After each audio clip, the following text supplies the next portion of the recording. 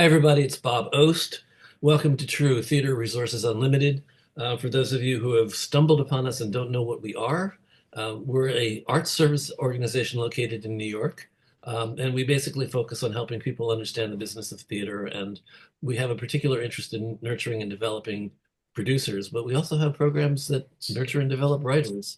So we kind of do a lot, and we've been doing it for about 32 years. So welcome to True, everyone. We started doing these virtual community gatherings as a response to COVID and shutdown.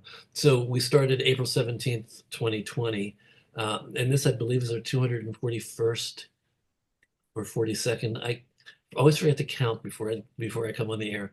It's over 240 consecutive weeks that we've been doing these.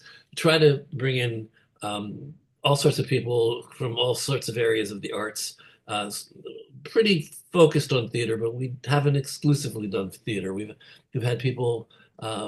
We've had a German orchestra conductor. We've uh, that's the one that sticks out in my mind. Oh yeah, and a concert pianist. We had a concert pianist that we interviewed. Basically, these are conversations. I do conversations because I don't know what else I can do that can make the world a little bit of a better place.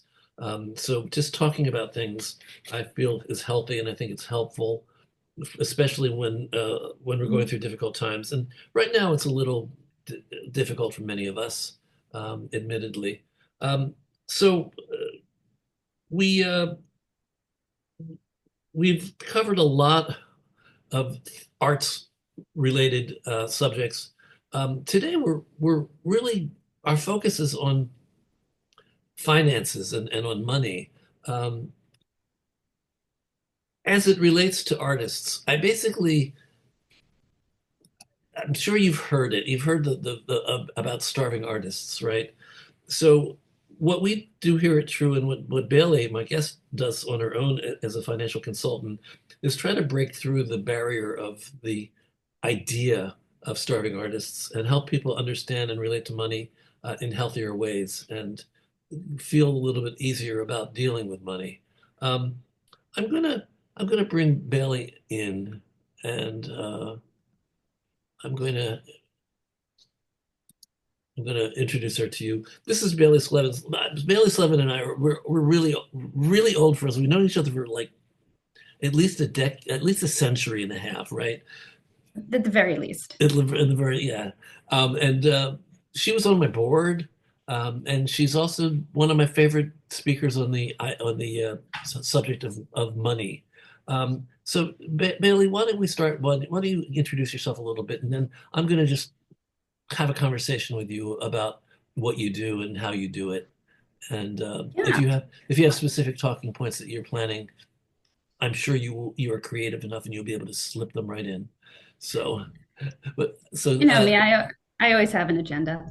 yeah, Um, so I'm Bailie Slevin. I have done a lot of things in my life. I used to think that my life was fractured, but now I think that all these experiences have led me to a really good place of um, perspective, I think would be the best way to do it. So I was an equity stage manager. I worked on general management teams for off Broadway and Broadway shows. I was a massage therapist until I was in a car accident, and that was taken away from me, which is how I landed as a financial advisor, which is always funny because people ask you, how do you get into the business? And I'm like, by accident, car accident. It's my yeah. thing. So I've been doing financial advising on and off for the better part of the last 18 years. And I specialize in working with people in the arts. That has expanded for me to anyone with an uneven income. I always say my ideal client is someone who loves what they do so much that they don't want to do what I do. And I'd say at every annual review I do with clients, they go, I don't remember. And I say, it's not your job to remember. It's my job to remember and make sure that you always have access to this information. Um, I have been quoted, and I think there's still a picture of me on Twitter, which I will call Twitter and not whatever that jackass calls it now, of me saying that the idea of the starving artist is the dumbest thing I've ever heard. And I think that is a good theme. And when it comes to finance, something I'm taking on for myself, for my clients, for all of the speaking engagements that I do this year is the idea that you can have anything, but you can't have everything. And that becomes really important when we're talking about money. And it's about priorities and how do you create those. I will also say, just so we get it out of the way, I'm not investing in anyone's show. Please do not ask me. I do not raise money. I am not producing.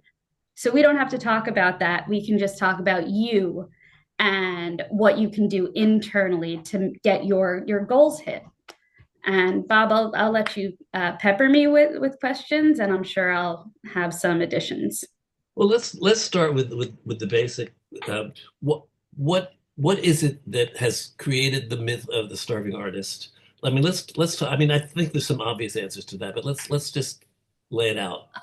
I would say that the it started like literally back like in Shakespearean times of the idea that it was low class to be an artist. Like you were almost like hookers. I'm just gonna say it how it is. Bob knows stuff just comes out of my Pretty mouth. pretty close. Um, and then you had sailors, who were working backstage. That's why we don't whistle in a theater because the rigging could fall on you. And so all almost. So all of this origin, it started as lower class people. I'll say my major in college was theater management and production. And when I told my grandfather this, he said, "But how are you going to make money?" And I was lucky because my father said, "Have you met Bailie? She's going to figure it out." I had the Uh, same thing as a writer. I wanted to be a playwright, and my mother said, find something as a backup so that you can, actually make a living. So I went into advertising. I was an advertising copywriter. yeah. Um, But I would even build on this more that we as a artistic community have taken on starving artist as something that you should aspire to, that you need to suffer for your art. it's romantic. It's very La Boheme. Yeah, it's Moulin Rouge. It's all of this. You're bohemian. And I can tell you, working in finance, that you can suffer and have a boatload of money. So why not do it that way and still put on your shows? Right? We don't need to suffer monetarily. And I think it's so crucial that the arts exist that we have to start with ourselves and say, do I think it's okay for me to not make money on this show? The answer could be yes, by the way. It can be, because what's the purpose of putting it on? And that's where I say you can have anything, but you can't have everything. I also want to want to touch on another thing that you didn't say, which is that um, artists have romanticized art for centuries and centuries, and I've come across a lot of people who are afraid if they understand the business, it's going to somehow or other harm their art. I'd like to just get on the record as saying that you can be an artist and also a businessman, and do both equally well, and they don't really. I don't think they really affect each other. Well, they They don't. do. Being a good businessman affects you as an artist because it actually means that you wind up surviving and having a better experience. I always used to start talks by saying, who do you think can make better art? Someone with funding or without funding? Guess what? It's the person with funding because they're actually able to make the art, right? Canvas costs money. A computer costs money. Actors cost money. So if you don't have this funding, the art doesn't go anywhere.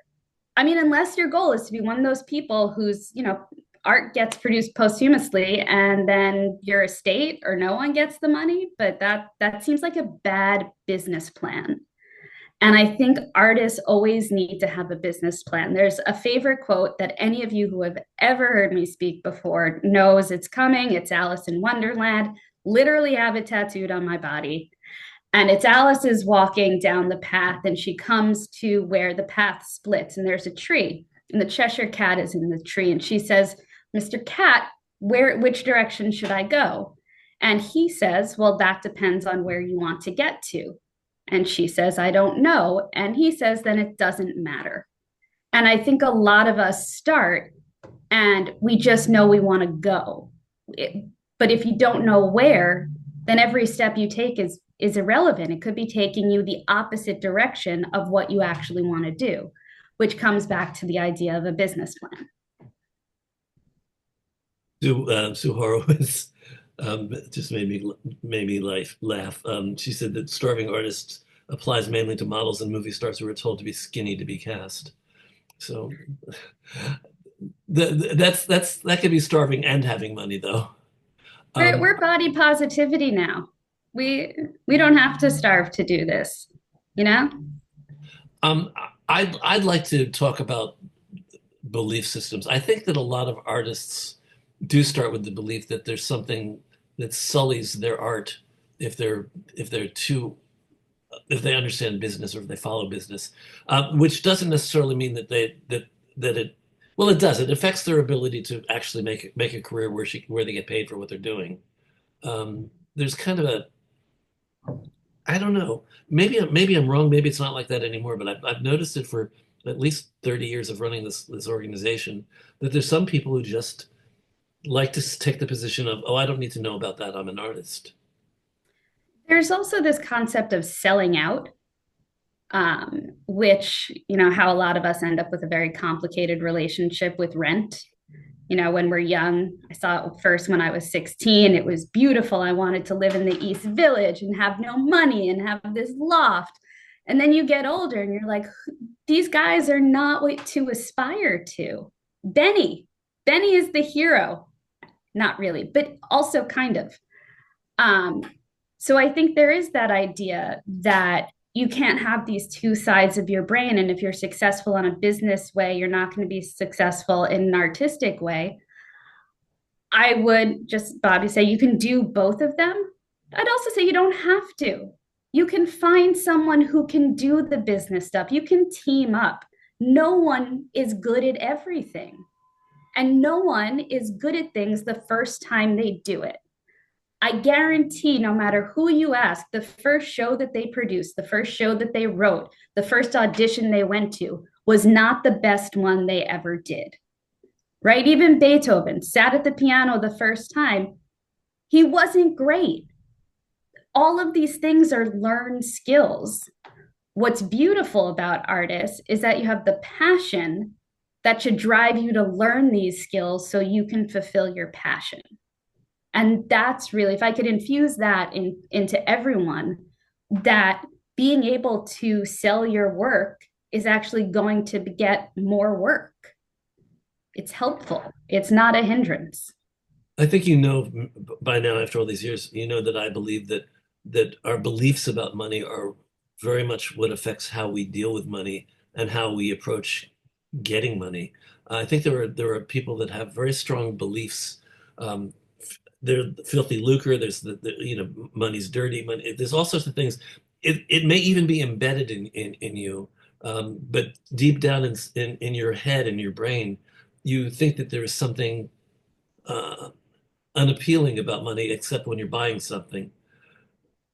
The concept itself is like unappealing, but having it and being able to do stuff is really great. I mean, I'll say, even as a financial advisor, money is annoying. Like, I wish we didn't have to deal with it. I wish humans were better people and we didn't have to have this kind of society where money was such an issue and such a conversation. Um, I'm a capitalist, but I'm the worst capitalist that ever lived. Um, Oh, you're not the worst. Trust that's true. me. I've seen I'm worse. bad at being a capitalist. How about that? I'm bad at it, even though I am one. Um, so I I'm also a New York State mental health peer specialist. I have a history of PTSD, and as I got through recovery for that, my doctors were like, "Hey, you're outspoken. You like to help people. Maybe this would be good for you." And so I went through the training, and I found this thing called the 8 dimensions of wellness. And I think that this is how we can change our mindset. And I'll tell you what each of them are. So, first is physical. So, just your actual body being healthy. Emotional. We all know what emotional is. social, the people around you, intellectual, continually learning. If you also just Google 8 dimensions of wellness, you'll get a whole bunch on this. Spiritual, occupational, environmental, which means your own personal environment, right? I know that if my desk isn't set up correctly, I can't work. And then financial is only one of these 8 dimensions of wellness. And my working theory that has yet to be proven wrong is if every choice you make, both financially and not, is serving one of those 8 dimensions of wellness for you, it's going to be satisfactory. It's going to work. It's going to be worth it. And this is how I've started doing budgeting with people. So, even things we don't like, no one likes paying their student loans, right? But they're not going anywhere. But what did that do for you? Well, it's occupational. You know stuff now. It's intellectual. Financially, is it great? Do we like it? No, but if only one dimension is annoying and we're feeding two, then this is going to be something that we can come to terms with. Student loans is actually one of the best examples when it comes to money because everybody hates them. But if you go through life hating this payment that you're making every month for decades, you're miserable for no reason because you can't control it. You don't have to like it. I'm not saying anyone should go around and be like, man, student loans is a great setup. The government really treated us well. Love paying that monthly. Yeah, I compare Charge. it to mafia debt because they can sell it to other companies and you don't know. But does it help you at all to be angry about it? No. If you can accept it, then all of that mental anguish can now go somewhere positive. Say, great, I can segment that off. How do I maximize the rest of my money? Where do I want it to go? Um, That's actually good. It's a good place to actually put an underline. Um, so I'd like you to talk about money management.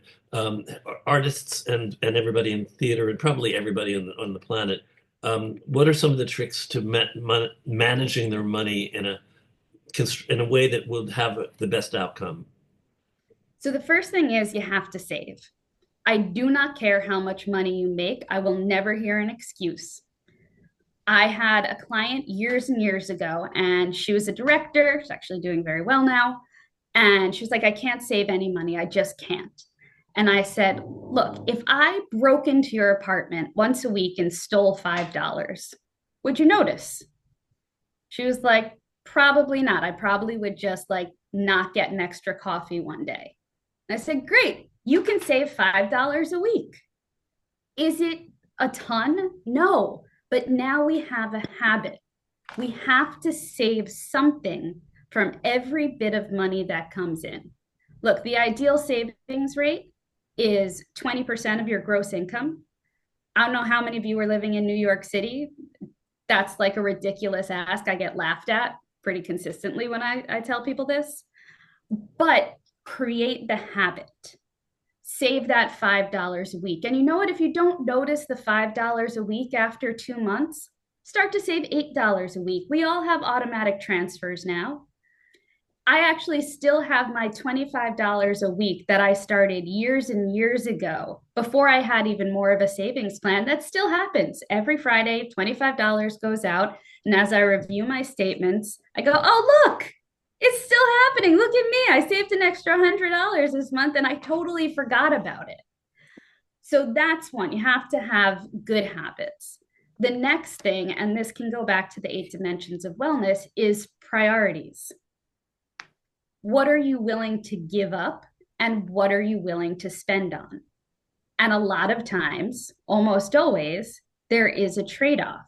So I'll deal with one of my favorite examples is actors move to the city and they want to live in Hell's Kitchen because that's right near, the auditions and the theaters and all of this. Let's not even talk about what it costs to live in a studio in Hell's Kitchen right now because 5,000 probably just starting. Don't spend that. Go live in Astoria or Brooklyn or wherever else you're going to go. Spend less on rent, half as much, And then that money that you've saved, now you can get new headshots. Now you can take acting lessons. That's more important than living right next to the theaters. If you want to invest in shows, what are you willing to give up? One of the things that I do when I have a very specific goal, generally like it's buying a new couch, it always comes down to a new couch for me for some reason, is I identify things in my life that I consider not necessary, but that I really like. So the first time I did this, I was living in Washington Heights, and I realized that I was taking cabs home pretty consistently. And a cab home was $35 from Midtown. And so I just instituted for myself a stopping point. Every time I was thinking, oh, I should get a cab, I went, hold on. Do I want the cab more than I want the couch? Most of the time, I wanted the couch more, and I would take out my phone and I would transfer $35 into my couch savings account. Every so often, it was 3 o'clock in the morning. I was 7 martinis in, and I was like, no, the cab is definitely where this $35 should go right now. And then it was a powerful choice. I wasn't throwing money away. I made a choice on what to spend on. So you can do the same thing with whatever you're trying to produce, trying to write, whatever you're getting at. You find these little stopping points. Sometimes it's, I'm going to stop ordering a second glass of wine. Sometimes it's, I'm not going to have any wine.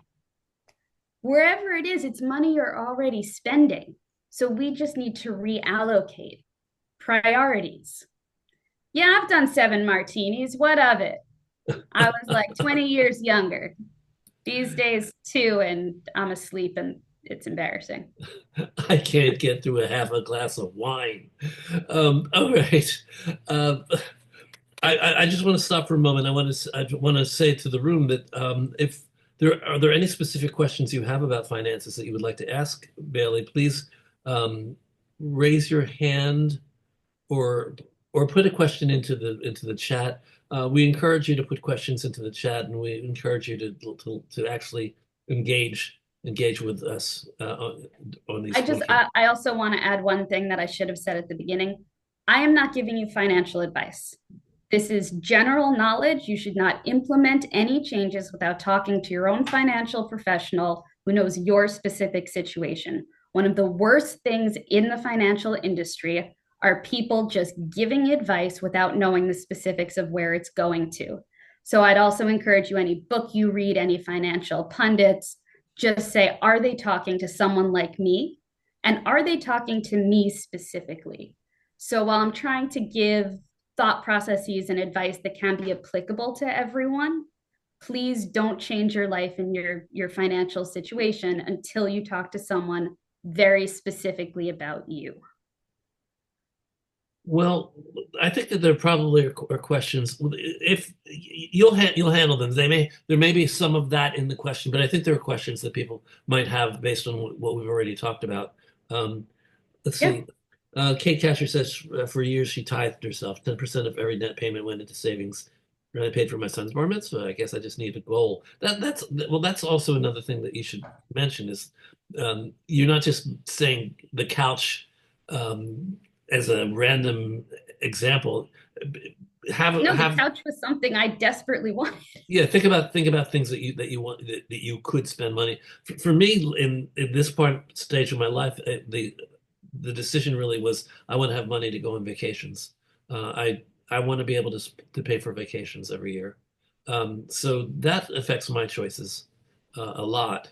Um, I would also add on this idea of savings.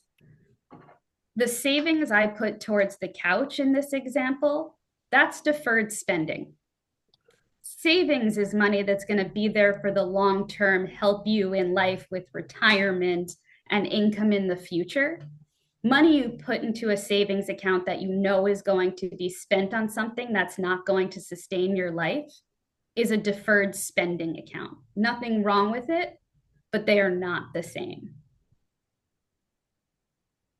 Okay, well, let's talk about another aspect of this that I know that you're very good at asking for money. Why do people have such a hard time asking for money? Because it's super hard and uncomfortable. Who wants to do something that's super hard and uncomfortable?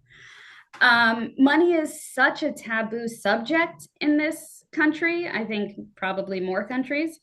Um, it's also going back to it's easier the more you do it.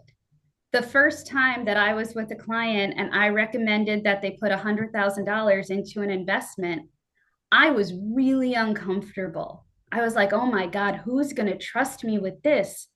And now I don't bat an eye. I know that my recommendation is sound. I'm confident in it. And I know that what I'm asking them to do is in their best interest. And if you can get to that with asking for money for your show, then it stops being as hard. And I always like to think about it less as asking for money and more as offering them an opportunity to be a part of something that you know is fantastic. So if you're offering someone this opportunity, yeah, they have to buy in.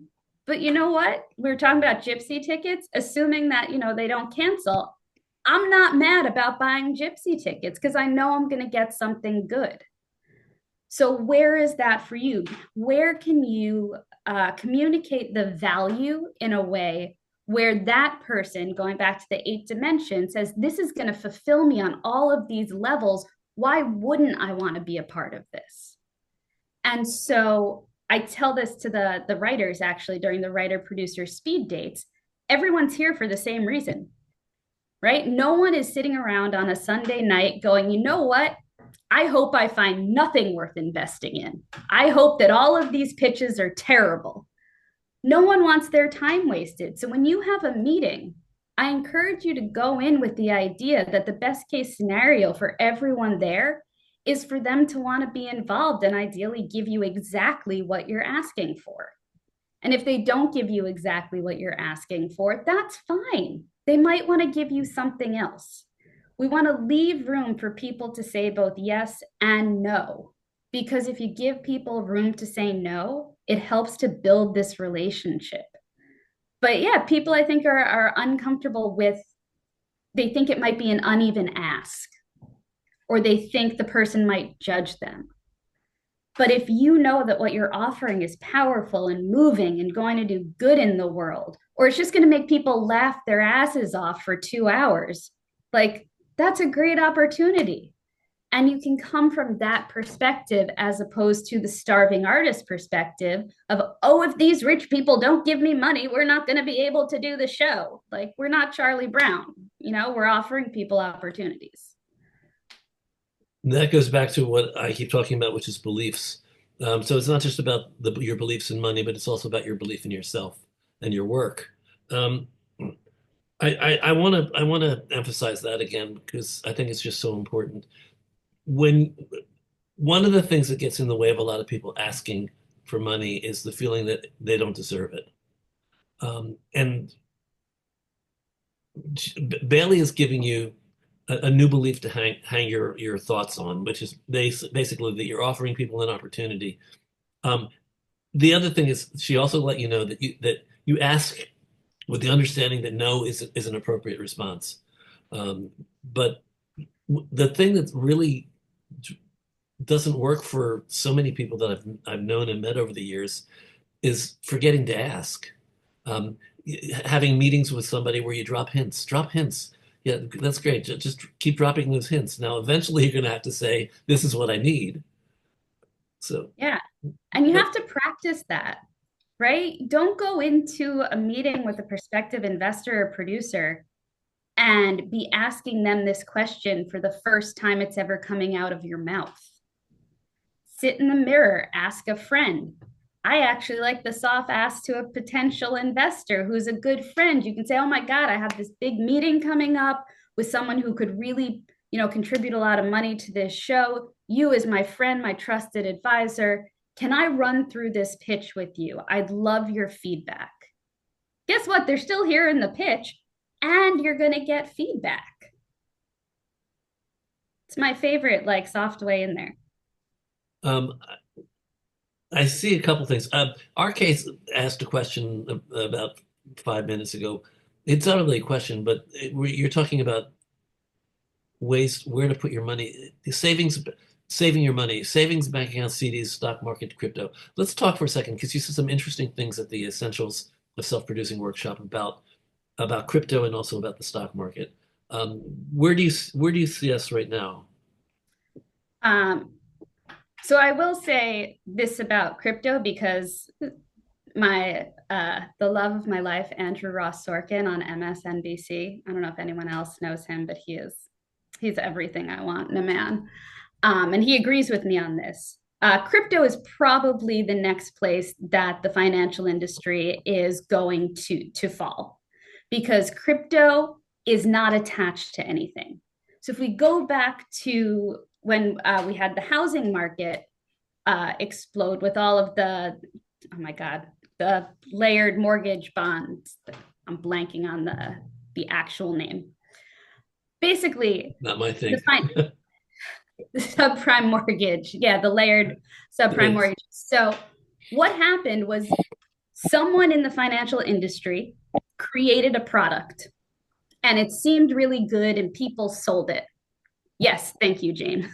Jane. The collateralized mortgage obligations.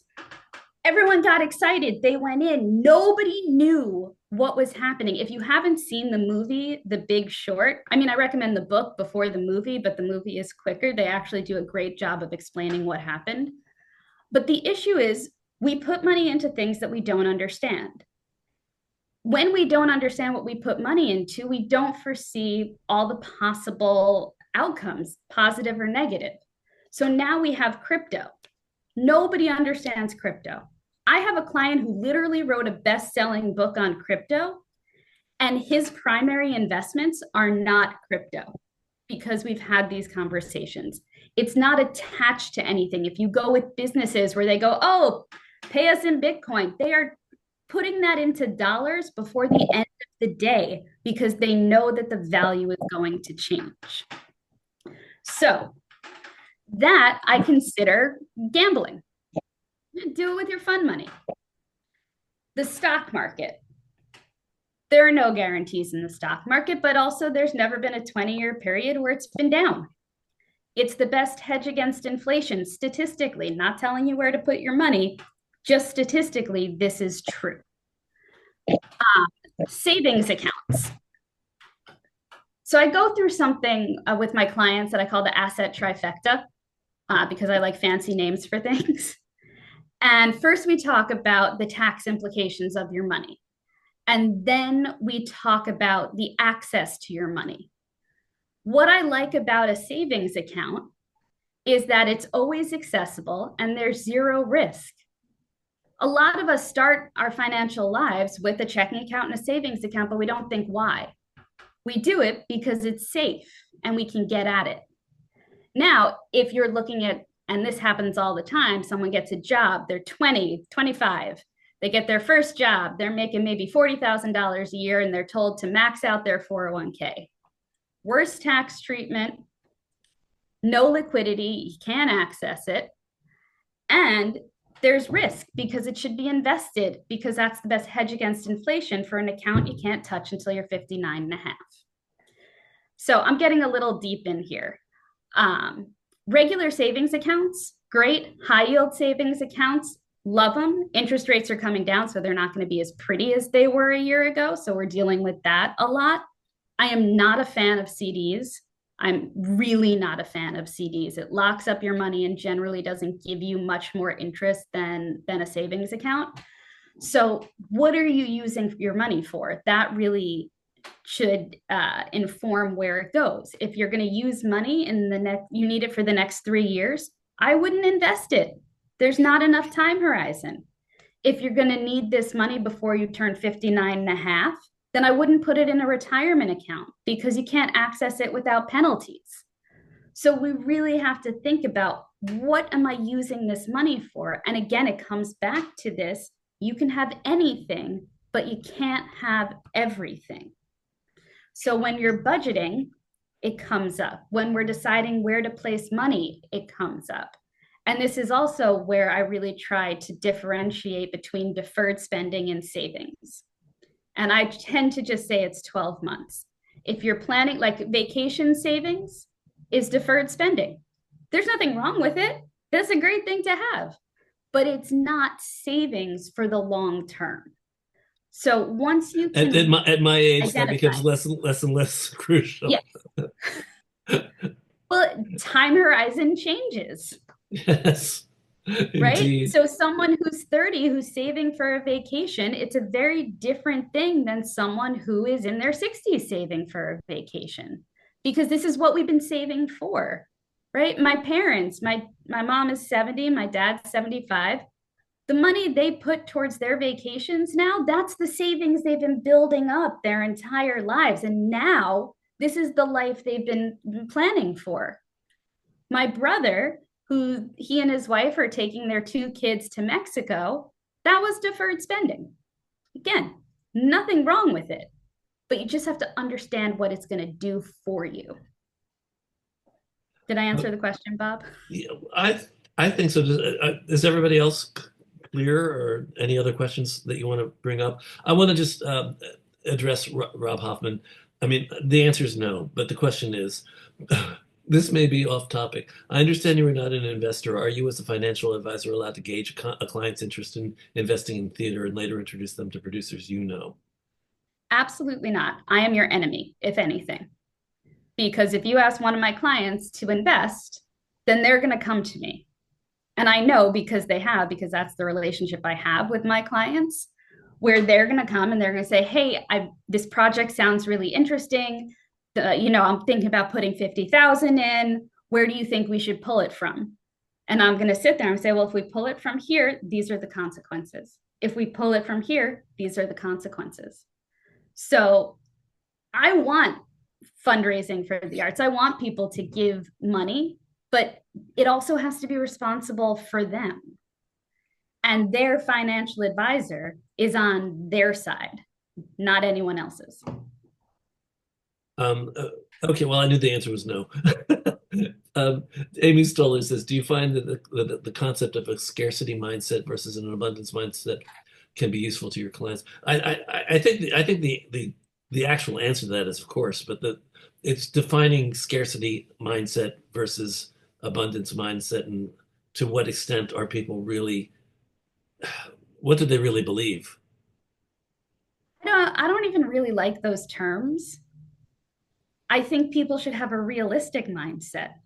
You should understand the money that you're dealing with and the impact it has over a lifetime. And that's, a financial advisor is good for that. There are also calculators that you can pull up online saying, if I make this much money and it grows this much, how much money is going to come in over the course of my life? Life ends, so the amount of money that's available ends. So when we're looking at it, I I don't want to work with a client who thinks that they're never going to have any money, and so they have to squirrel it away because they're scared. That's really detrimental, but it's just as detrimental for someone who goes, "No, it'll be fine. I'll figure it out." It's, you have to have a balance. Neither one of those, they're two extremes, and it's not going to benefit reality.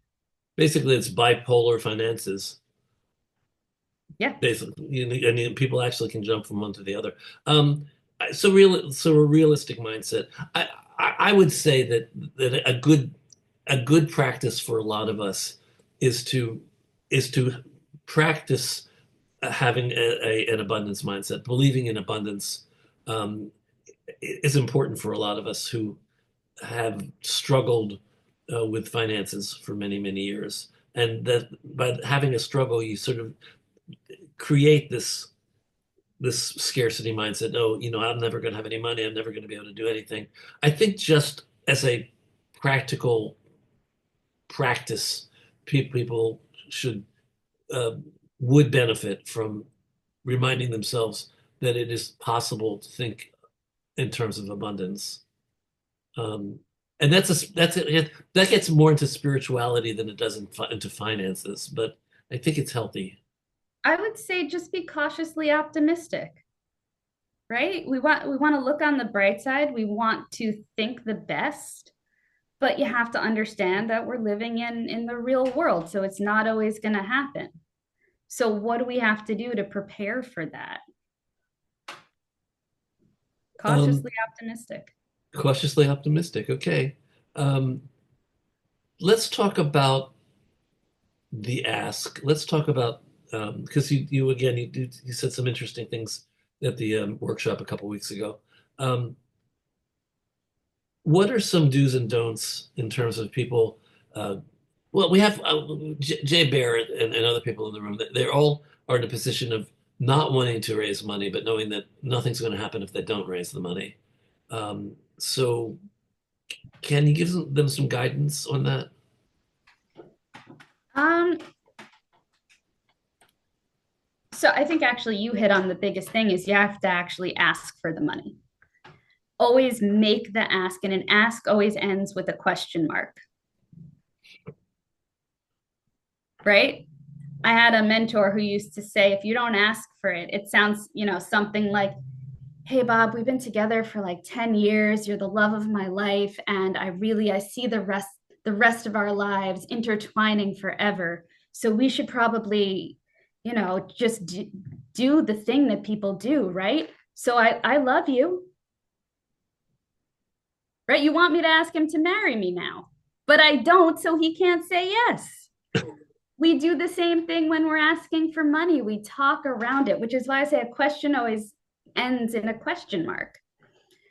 Um, so that's one. We actually want to ask the question. Next, never surprise someone with why you're meeting them. Right? If you want to talk about the show, tell them you want to talk about the show. Leave room for no. And remember that a no is a no to the exact question that you asked. It is not a no to you as a human being. It is not a no to the project. It is not a no to anything, but the exact question that you asked. And you're allowed to ask a follow up. If you're asking for money, listen to what they say back. If it's no, now is not a good time. Say, but you can say, well, is the project interesting to you? Is it something that you'd like me to keep in touch with you about? They say yes, maybe 6 months down the line, maybe 5 years down the line. You ask again, and the answer is yes. There's this other thing that I'm going to say because it always makes Bob laugh, and I think it's always appropriate. I like to call it don't poop on the table. What I mean by Oh, you that, think it's a laugh, do you? in my mind, it is a laugh and not a disgusted chortle. Okay.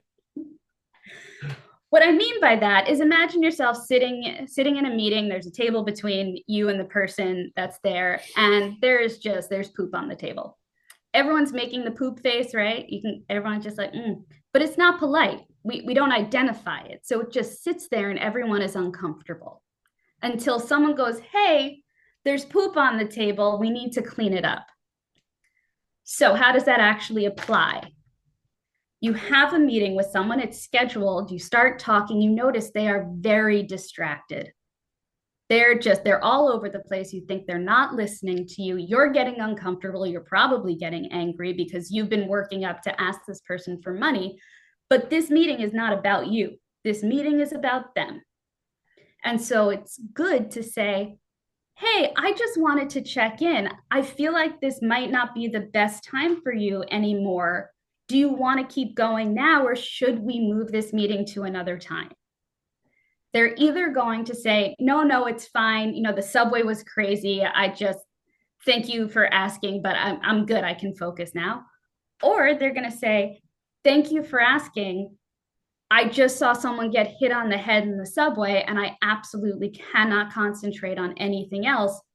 Is it okay if we reschedule? And you say, yes, of course, that's terrible. Now you have taken care of this person.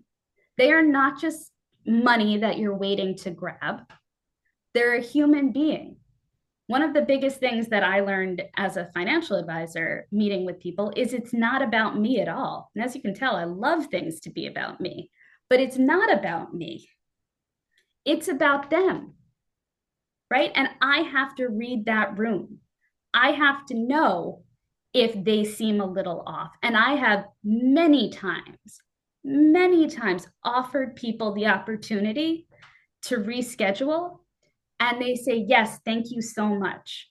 Sometimes it's good stuff. Sometimes I'll be meeting with a performer and I see that they're a little distracted and I go, hey, what's going on? They go, I just booked this major audition, but it's tomorrow. And I say, that's amazing. Do you want to reschedule? I think that sounds like a great way to spend your time. And they have said yes. I also once got stood up because someone got a last minute interview with People magazine, which I told him was the only acceptable reason for standing me up for a meeting.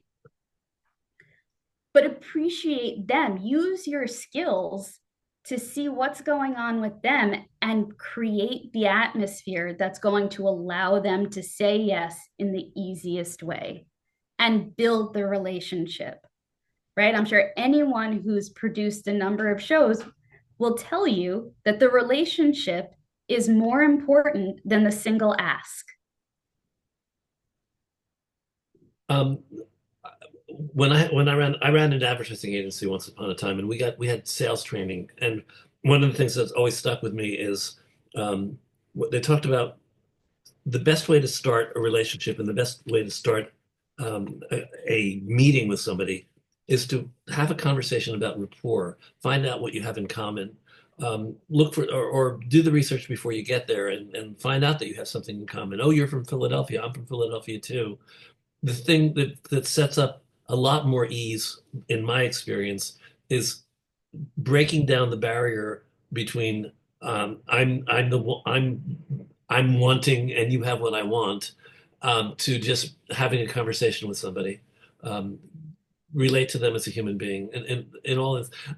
Speed date. I can't tell you how many writers have gone through speed date and go, wow, producers are like they're people. It's like, yeah, they are. They're people. So be careful that you're not building up in your mind who the person is on the other side of the table. They're just a human being that you're having a conversation with, really. Um, Yeah, and these days there is no reason not to know a lot about them. You get on their LinkedIn, you find the Facebook, you find the Instagram. If you do TikTok, you find the TikTok, you see what's going on. There's zero excuse to not be informed. But informed doesn't mean be creepy, right? you mustn't sound like you stalk them. Yeah, you take this information, you see where you have things in common, and then you can direct the conversation that way. You can even say, hey, I was just checking you out on LinkedIn and I noticed that you know so and so. How did you guys meet? I know them from blank. And now you have someone in common. But I will always go back to people want a win, they want value for their time. So, the best case scenario for the person you're asking is to see tremendous value in what you're offering and find a way for them to be involved in it. Like, that's their best case scenario. That's how I feel when I go and do a financial plan. We've collaborated. I know what they need, they understand what I can provide. And I want them to say yes because I honestly believe this is the best thing for them and not just because I'm a fiduciary. Well, let's try to get the room engaged a little bit more. I'm going to actually call in people. I'm going to start with Rob Hoffman because Rob Hoffman is our development person. So, Rob, are there any things that you have would want to ask Bailie about the way you go about asking for money? You have a background with a university, and coming to True, Right. I think you've Yeah. discovered that theater is different from the education uh, segment. Yeah, yeah, that's right. I mean, in the fundraising world, if you look at a pie chart of what people are funding and giving to charity, well, the first and foremost is their church. Then it's education. So I was working in a pretty good environment, and then it gets divvied up to smaller things like culture and the arts and such like that. So it's always challenging. Is excuse me. Um, I don't know. We find that one of the differences I find between working with the true patrons and the donors and the members and higher education is that we want to make sure that we're getting across the message that True is extremely affordable. And there's a lot of things like these community gatherings where there's just kind of a kind, soft ask for some support. But I think would love to know how you might go about speaking to the community that we have here about the importance of actually supporting, through charity, philanthropy, and that supporting True a little bit What more. occurs to me though, Bailie, is how different is raising money for not-for-profits from what you're talking about? Is it a Mm, different animal or is it similar? To some extent.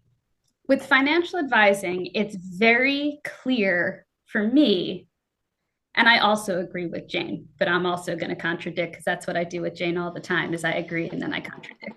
Um, for me, when I'm proposing someone give me money, it's very clearly established why they're doing it, right? They're doing it so they have more money, so their life can do whatever. Now, as a financial advisor, I should know what their goals are so I can explain to them if you do this, then you can have that. I think it's much muddier for people when you're looking at fundraising for theater, for fundraising for True. What I would want to know is exactly what does my money get? What does it mhm, get? I need it to be more than just a fuzzy feeling or True does great work.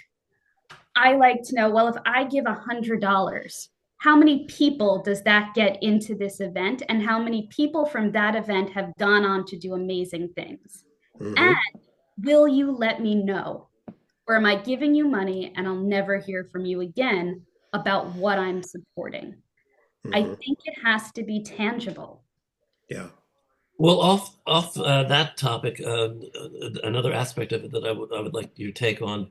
Um, how different is it to ask for money when you're fiscally sponsored or you're not for profit versus a commercial producer? So there both sides of it.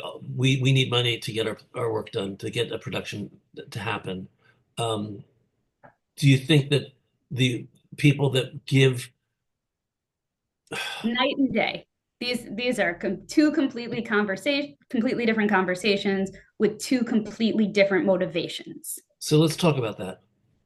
Because So some of the if people in it, the room are going to be raising what they think will be commercial funds. Some of them, a lot of people default to doing not-for-profit because they can give a tax donation, a tax write-off to the people that give them the money.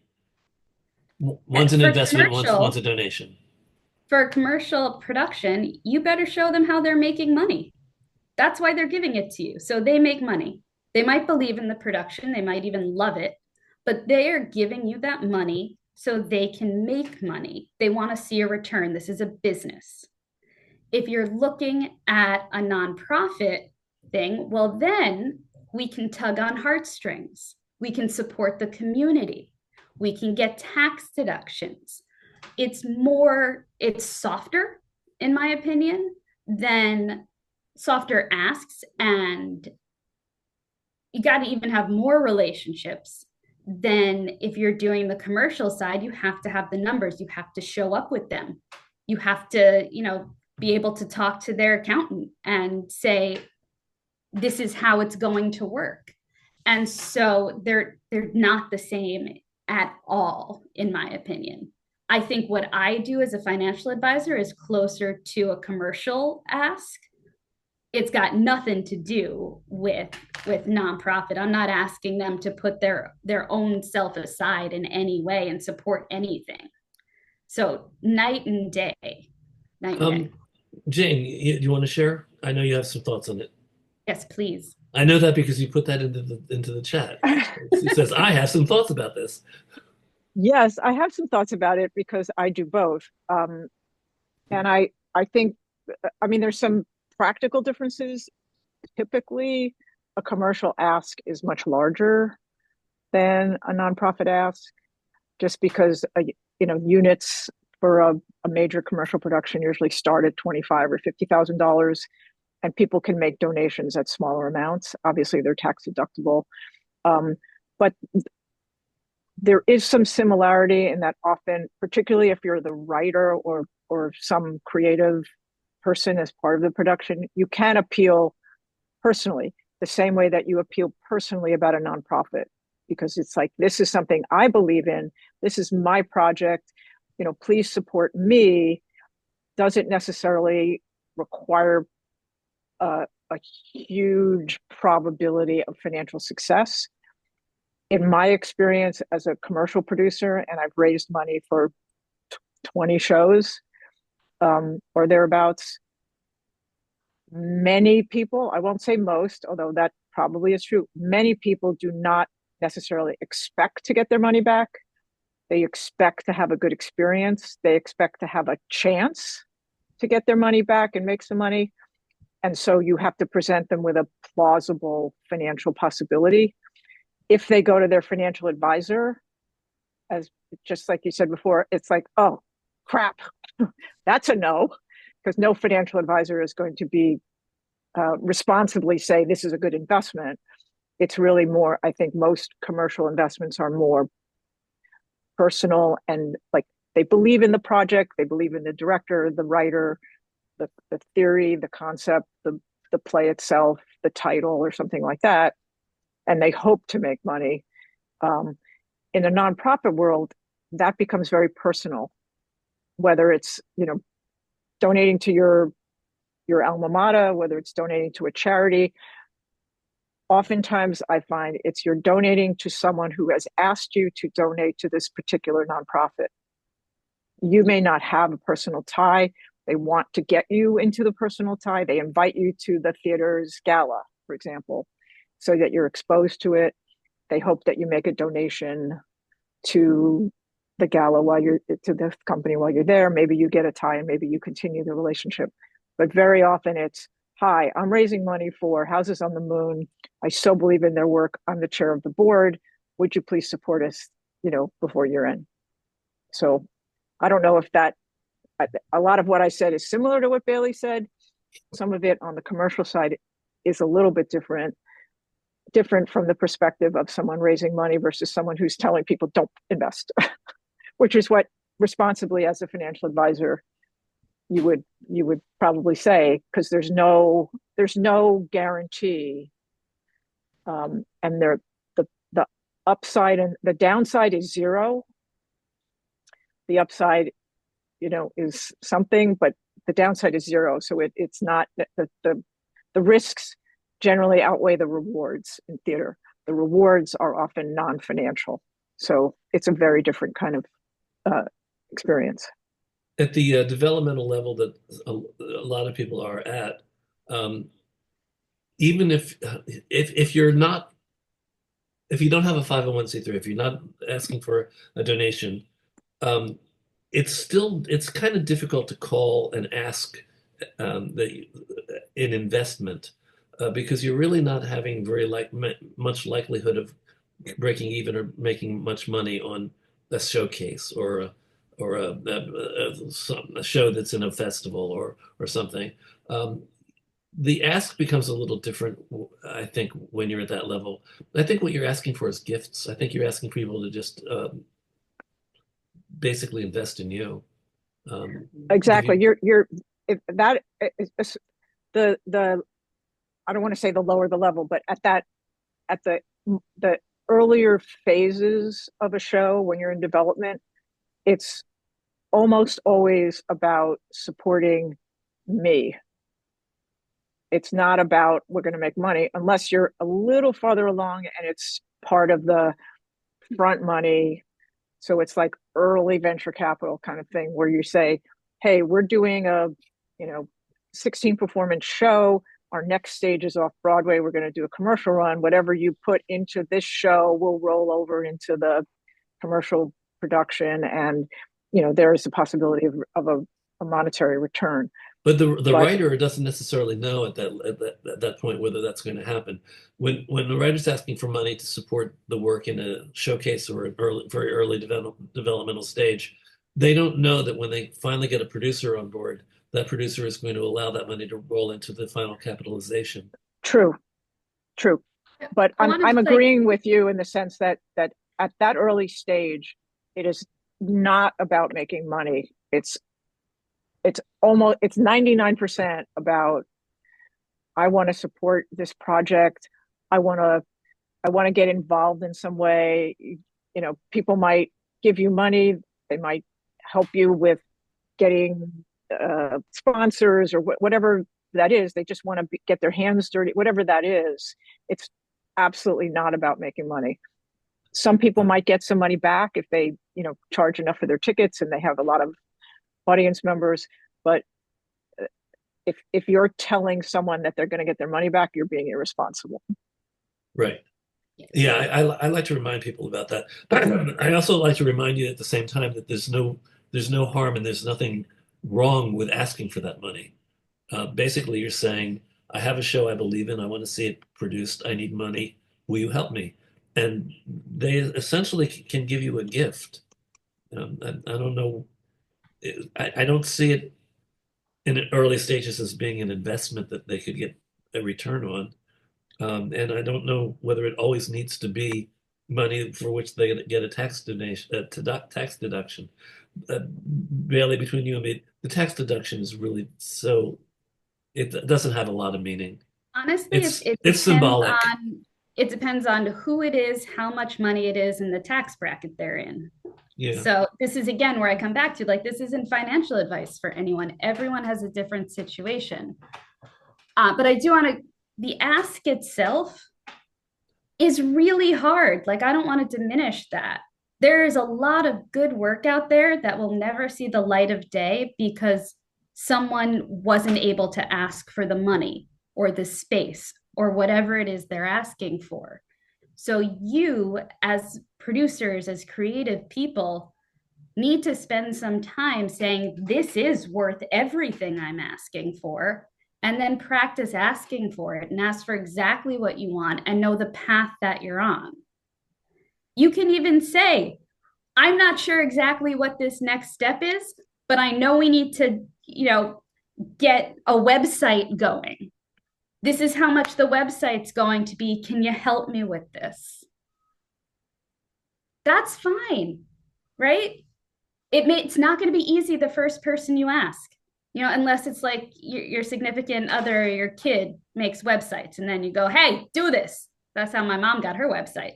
And let it not go unsaid that friends and family are often the first place that you're going to go to for most of us.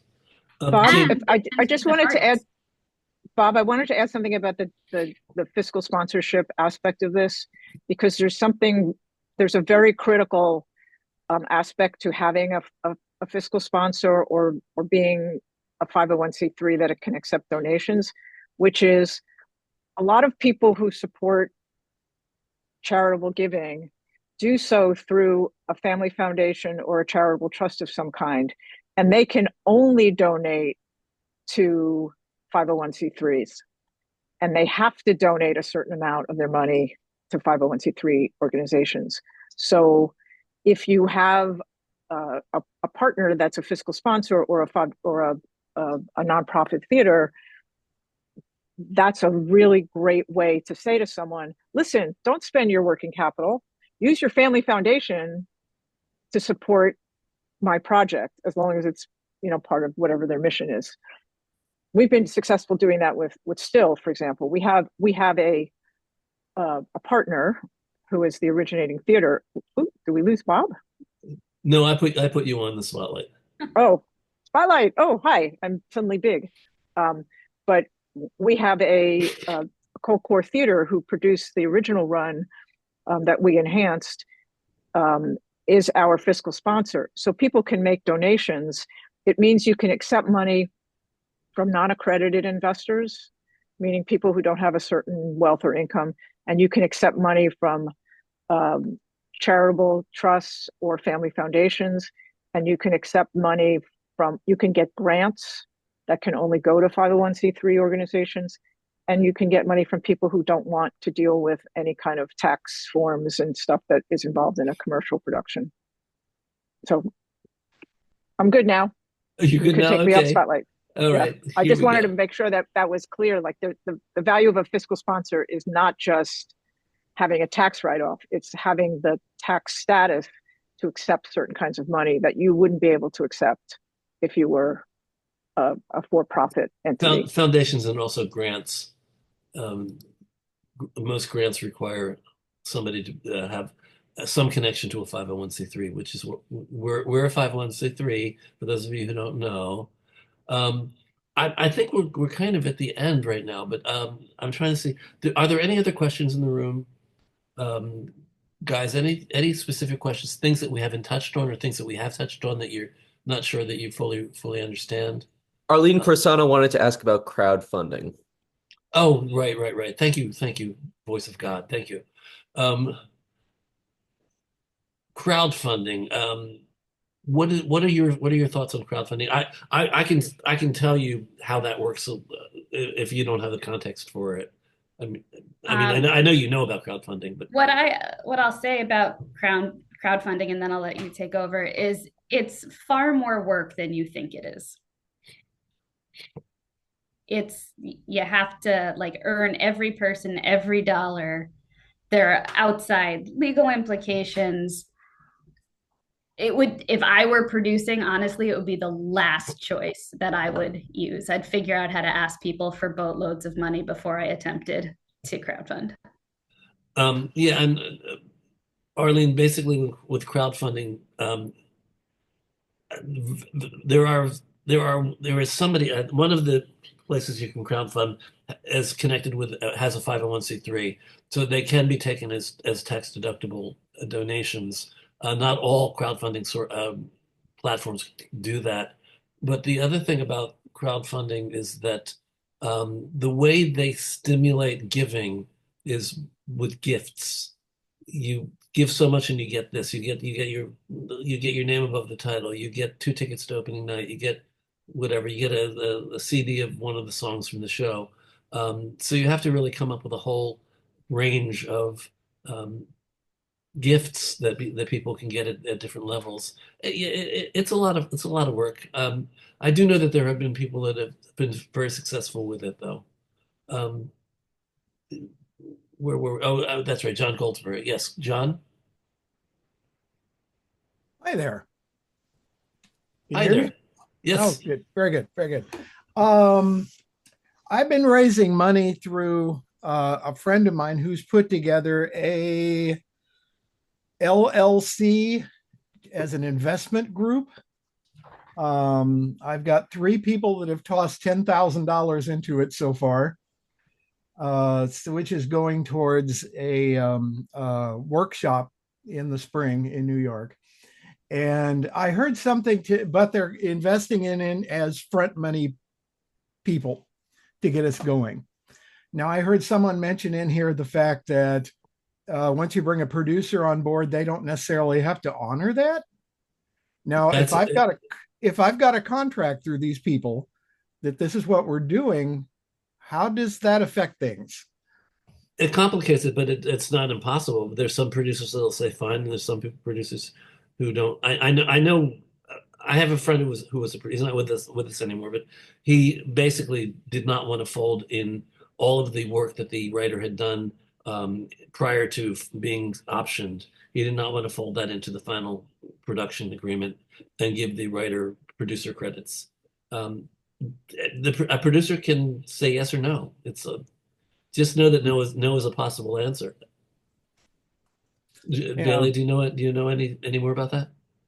I would refer you to an attorney and an accountant to Okay. take a look Yeah. at that. That's Yeah. one of Well, those very that's specific what things. he has been doing on that end. Yeah, Um, I would not, I would not engage without all of the information. right. Okay, so I don't see any other hand raises. Oh, and is there anything else I should know? Susan Horowitz is asking about the cost and benefits of LLCs. I would again refer you to an attorney and an accountant because it's very specific. Right.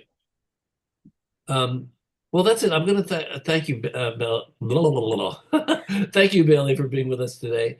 And I always enjoyed spending time with you. And thank you for all that you've done for True over the years and what you do for us still. And I want to thank everybody in the room. Um, I had faith that if I did something on December 29th, there were actually people showing up, and you showed up. So I'm glad about that. It does my heart good to know that we fulfill a function, and we actually do have a community that enjoys being part of us. Um, I'm not sure if that sentence worked, but anyway, I want to thank everybody out there in YouTube land, and also people that find us on our podcast, which we're trying to get back up and running again. If you don't know us and you want to know more about us, go to our website, trueonline.org, truonline.org. If you want to be part of us and come every week or every other week or whatever Friday you're free, you want to join us for one of these conversations, you want to be able to ask questions and be in the room, email me at trunltd at AOL.com, trunltd at AOL.com. And the other thing to everybody in the room and out there in YouTube land, we welcome people for free, and we continue to welcome people for free. And we want this to be accessible to everybody. However, if you're inclined to support us financially, we were talking about money today. So if you're inclined to, here's my ask. My ask is that you go to trudonate.com, trudonate.com, give us a donation or become a member, or when you come and join us on Fridays, pay a little something. I think our lowest ticket price is now $10. But it helps a lot. Those $10 from a lot of different people add up and help us do things that we want to do, like programs that we can't afford to do right now. You'll help us make it possible to do them. So next week I have an amazing guest. Her name is Jamie DeRoy. Again, a friend who I know even longer than I know Bailey. Jamie and I have been friends for oh God, I don't want to say how long. Um, but she was a cabaret performer, and she was very well liked in cabaret, and she transitioned into becoming a producer, and to date she has put money into 90 Broadway shows and about 60 off-Broadway shows. A friend of mine has said, I don't know if there would be any Broadway without Jamie DeRoy. That is a fair question to ask. Would there be? So meet Jamie next week, and in the weeks to come, I'll be putting together other hopefully interesting and relevant conversations for all of you. That's it. And again, thank you for being with us, and have a happy, healthy New Year, everyone. Um, let's approach the new year with hope in our hearts, even though we have some dread. But let's hear it for a hopeful and happy New Year.